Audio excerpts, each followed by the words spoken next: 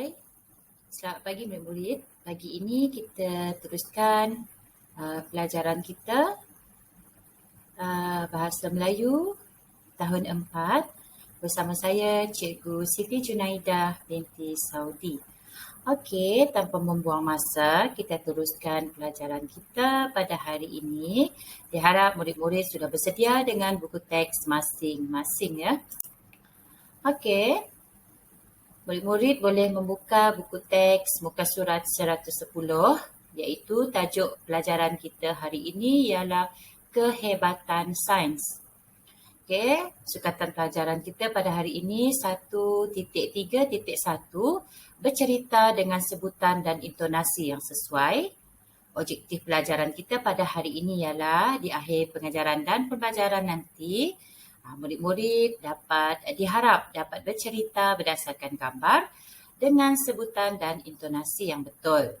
Manakala kriteria kejayaan yang kita nak capai ialah murid berjaya bercerita berdasarkan gambar dengan sebutan dan intonasi yang betul. Baiklah murid-murid, sediakan buku teks kamu. Sudah bersedia dengan buku teks tu? Okey, tajuknya adalah meluncur ke udara. Okey, dalam buku teks ini kamu boleh lihat di mana keadaan ini berlaku seperti di dalam kelas, di kelas ataupun di kawasan sekolah. Okey, tajuknya adalah meluncur ke udara. Okey, murid-murid boleh membaca slide yang cikgu tunjukkan ini bersama-sama ya. Okey, kita baca sama-sama. Zara sedang belajar di dalam kelas. Guru sainsnya masuk ke kelas. Kemudian, tengok kemudian apa yang berlaku. Kita tengok situasi demi situasi yang terdapat di dalam buku teks anda. Kita tengok situasi yang pertama. Wah, cantiknya. Itu poster apa cikgu? Murid-murid, ini poster pertandingan kapal terbang kertas.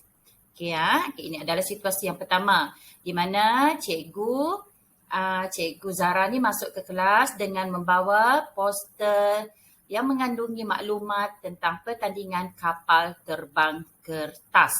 Kita tengok apa yang berlaku seterusnya. Situasi 2. Di sini kita boleh lihat Zara dan rakan-rakannya mula berlatih membuat kapal terbang. Ini mungkin, berkemungkinan Zara dan rakan-rakannya ingin menyertai pertandingan tersebut. Sebab mereka sudah tahu maklumat tentang pertandingan itu melalui poster yang ditunjukkan oleh guru sains mereka tadi. Jadi di gambar kedua ni jelas menunjukkan Zara dan rakan-rakannya sedang berlatih bersungguh-sungguh untuk membuat kapal terbang. Kita tengok situasi seterusnya. Situasi ketiga, kita boleh lihat kategori pertandingan kapal terbang kertas. Terbahagi kepada 2 di sini. Kita tengok dalam kotak berwarna hijau, kategori masa penerbangan paling lama. Dan kategori kedua dalam kotak berwarna ungu, kategori jarak penerbangan paling jauh. Kita lihat apa Zara cakap. Saya telah membuat kapal terbang bersayap lebar dan muncung yang lurus agar dapat meluncur di udara lebih lama. Itu kata Zara.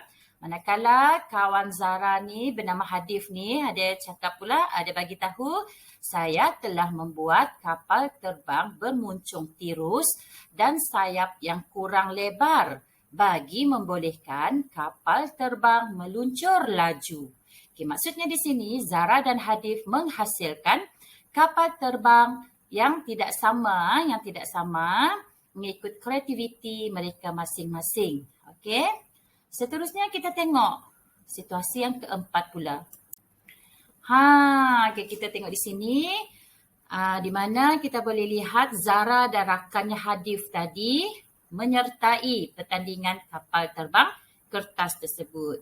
Kita boleh lihat di sini Zara dan Hadif menerbangkan kapal terbang kertas yang mereka hasilkan di koridor kelas mereka dengan disaksikan oleh guru mereka.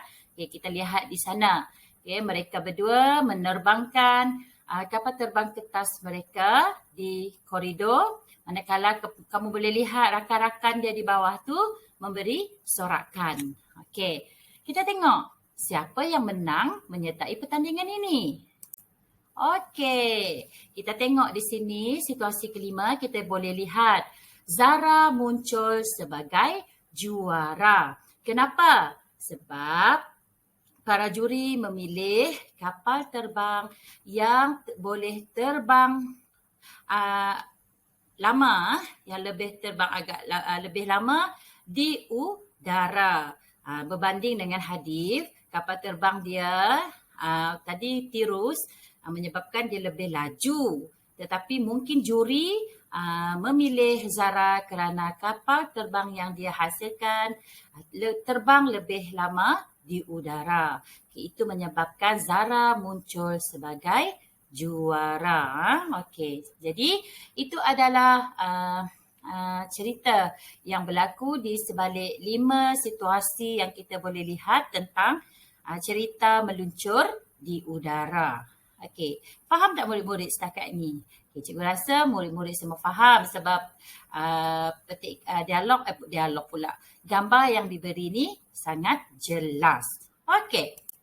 Okey, jadi sekarang cikgu rasa murid-murid dah faham. Jadi tugasan 1. Okey, apa yang cikgu nak hari ni? Murid-murid diminta menekan pautan yang diberikan di bawah dan jawab soalan yang diberikan. Jangan risau, pautan atau link ini nanti akan cikgu kongsikan di dalam Telegram kelas masing-masing. Jadi nanti selepas habis kamu menonton video cikgu ni, kamu tekan link ini di dalam Telegram kelas kamu dan jawab latihan di dalam live worksheet ini ya. Okey, itu adalah tugasan yang pertama. Dan tugasan yang kedua ialah cikgu nak kamu hasilkan satu kapal terbang kertas mengikut kreativiti masing-masing. Okey, anda boleh merujuk video melalui YouTube untuk menghasilkan kapal terbang kertas ini ya. Okey, jadi kamu ada 2 tugasan. Yang pertama, kamu tekan pautan yang cikgu akan sharekan ataupun cikgu kongsikan di dalam Telegram kelas masing-masing selepas ini. Kamu tekan dan kamu buat latihan yang terdapat di dalam pautan tersebut. Manakala yang kedua, kamu hasilkan satu kapal terbang kertas mengikut kreativiti masing-masing. Setelah siap, kamu hendaklah menghantar tugasan tersebut kepada guru BM masing-masing untuk disemak. Okey, jadi cikgu rasa sampai di sini sahaja pembelajaran kita pada hari ini.